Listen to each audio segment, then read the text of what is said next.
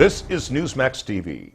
Secretary of State Hillary Clinton is heading overseas next week. Her itinerary includes Afghanistan, South Korea, and Vietnam.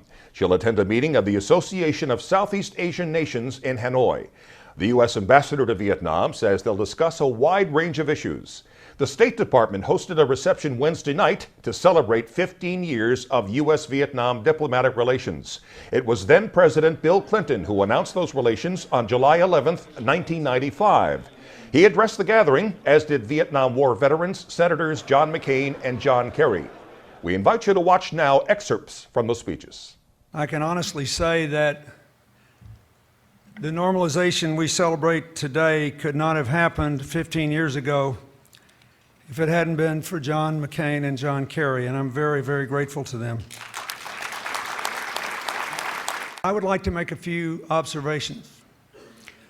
First of all, in a world where it is very easy to become cynical or despondent, the flowering of our relationship that goes far beyond commerce should remind us all that we must not forget our history, but we are not condemned to repeat it. We are free to make a new beginning, and that is what the United States and Vietnam have done. When I was president, I supported getting the leaders of the APEC group together every year, and we began in 1993, and I remember voting to get Vietnam into APEC, never thinking that the primary benefit was that since we sat in alphabetical order, once a year, the United States and Vietnam would be stuck together for good or evil for hours on end. And when we did that, I served with two Vietnamese prime ministers, the first, Vo Van Kiet, and the second, Phan Van Khai. As I remember, when Phan Van Khai and I were together, he began talking to me about his family, about his own experiences. And he looked at me, I'll never forget this as long as I live. He said, "You know, I lost a brother in the war, but I never believed America came here with a bad motive. And somehow we have found each other against all the pain that many of you and many of us have endured."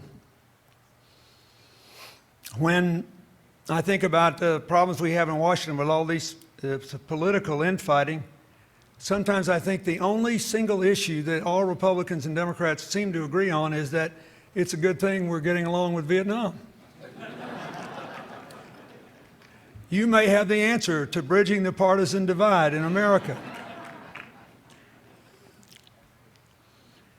I want to thank you for a lot of things. I want to thank you for the agreement that was signed late in my term after we normalized relations that established our trade relationship.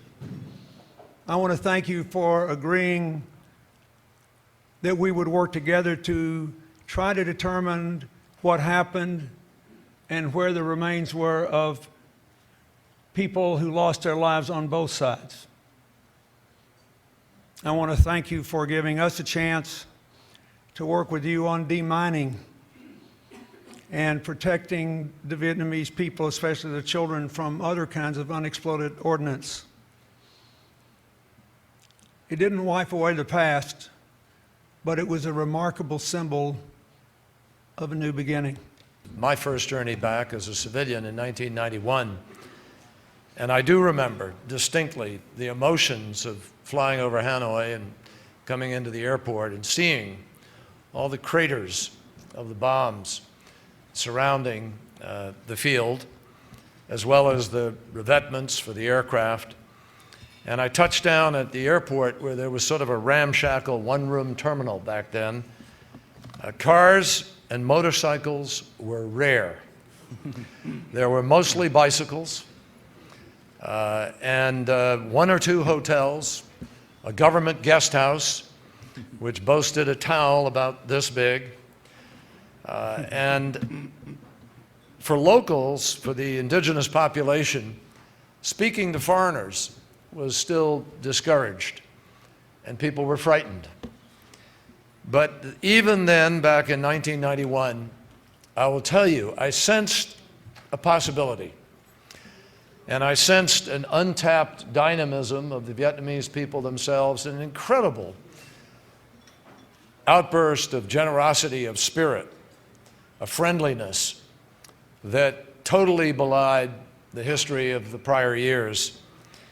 And I also sensed, ironically, that the people of Vietnam really wanted to break out of a kind of insular orthodox communism in order to engage with the world. And the leadership understood that. And it was then that this light bulb went on in my head, and I said, you know what? We could actually make peace. Now, of course, we understood that there could be no progress at all in trying to make peace unless we resolved an issue that very appropriately seized the conscience of Americans. And that was the question of whether or not American prisoners had in fact been left behind in Southeast Asia. I will tell you that our Vietnamese counterparts looked at us quizzically, and in some cases bemusedly, and wondered if we were just joking them or finding an excuse to continue an age of hostility. They weren't sure that this was real. But over time, they came to understand the connection that Americans had to that possibility and the degree to which it stood as a hurdle in our ability to be able to move forward and build a relationship. That unanswered question, as President Clinton knows and as John McCain knows better than anybody, that unanswered question helped to ensure that a decade of war turned into 20 years of silence. When we were both flying to Kuwait after the first Gulf War, John and I still had differences over the war. We had a different sense of perhaps what it was about, how it was fought, strategy, and certainly of what to do about it when you come home. And we found that our conversation on that flight, because by seniority we were seated next to each other, unwittingly the institution of the United States Senate actually worked its will and brought us together. And our conversation kept drifting back to that old conflict, and we finally addressed our different paths just by listening to each other, our different paths home, and the common experience of our service. And we found a shared vision of the way forward, what President Clinton just talked about how not being captives of the past, but finding the future. And for the first time, and I'm proud to say not the last, I learned the benefit of standing on common ground with John McCain. And so, against the advice of both of our staffs, we joined the committee and led the committee on POW MIA affairs. We promised to hunt down the truth no matter where it led, and to set out to find the answers for families who for 20 years thought no one cared enough to try to find them. This meant thousands of hours of slow, painstaking work. We declassified over 1 million pages of U.S. government documents. I personally took some 14 trips to the region, Cambodia, Laos, and Vietnam, studied every detail of the stories of those hundreds who were still missing, and relived my own memories of that war.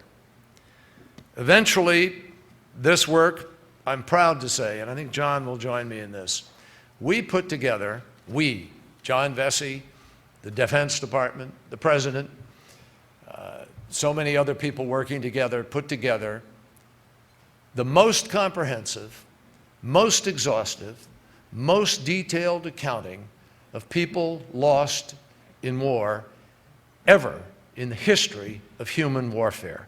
That's what we did together, we in Vietnam and here in America. And I think the fact that we were able to provide answers to those families, they found out in many cases remains were repatriated, is one of the great stories of war and of duty and honor and Semper Fi responsibility. 15 years ago, I was honored to accept President Bill Clinton's invitation to the White House ceremony when he announced the normalization of relations. I said on that day that this would have been an extremely difficult decision for any U.S. president, and that President Clinton showed courage and honor in his resolve to do so. I meant every word of it then, and I stand by every word of it today. Thank you, President Clinton, for your courage and the results of it. Senator John Kerry was an essential partner in this effort, an essential individual. And because of his patient leadership, and I emphasize patient leadership, hours and hours and hours of hearings, of examination of documents, of meetings, of trips back and forth to Vietnam. Under his patient leadership, the United States made considerable progress in determining the fates of our missing servicemen. No nation in history has ever done more to account for its missing. And while more remains to be done, we can be proud of the commitment made so far and proud of the work that Senator John Kerry and many others have done to keep faith with those who kept faith with us. Thank you, John. Could I also say that if you had told me in 1995, to say nothing of 1975, that after 15 years of official ties, that relations between our nations would not just be normal, but strong, deep, growing, and good indeed, that Vietnam would be one of America's most important and most promising emerging partners in the Asia-Pacific region, well, it just goes to show that if you live long enough, anything is possible. So the normalization of our relationship is a tribute to the profound strength and magnanimity of the Vietnamese people. It is a testament to the fundamental decency and confidence of the American public.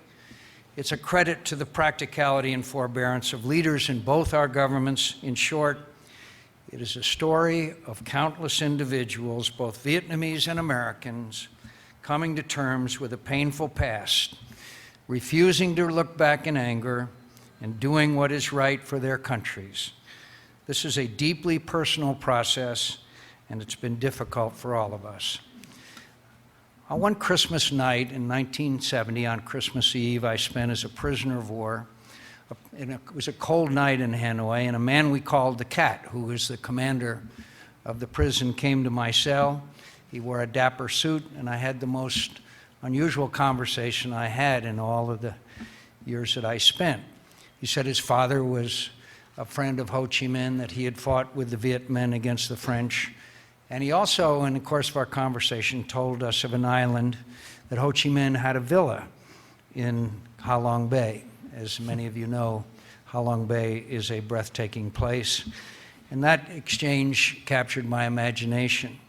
You fast forward to many years later, and a man I got to know and admire enormously, and as John will testify, Nguyen Co Thach, who was the vice foreign minister of Vietnam at that time, came to Washington. And I met with him and we went to lunch together in the Senate dining room, and I had an upcoming trip to Vietnam. He said, "What would you like to do?" And I said, "I would like to go to Ho Chi Minh's island."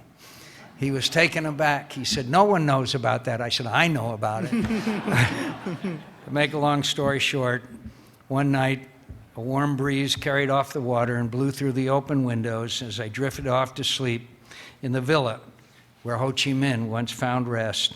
I knew I would not likely get greater recompense than this for the many nights that I had spent in far less comfortable circumstances in Vietnam.